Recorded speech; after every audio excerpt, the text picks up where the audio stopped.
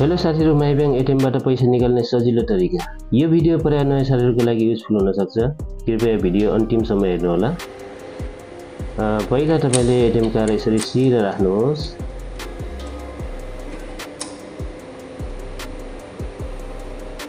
यसमा भाषा छान्नुहोस्। तपाईले 6 पिन कोड नम्बर यसमा राख्नुहोस्। पिन कोड नम्बर प्राय अरु साथीहरुलाई देखाउनुहुन्न। यसमा क्लिक गर्नुहोस्। ब्यालेन्स इन्क्वायरीमा थिच्नुहोस्।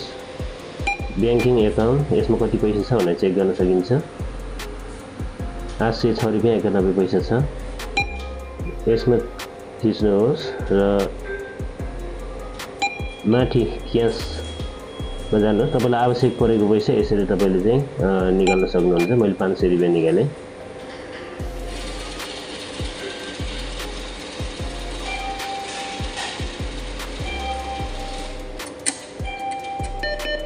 यसरी तपाईले पैसा सजिलै निकाल्न सक्नुहुनेछ। यो भिडियो तपाईलाई मन परेको भिडियो लाइक, शेयर र सब्स्क्राइब गर्न नबिर्सनुहोस्। धन्यवाद।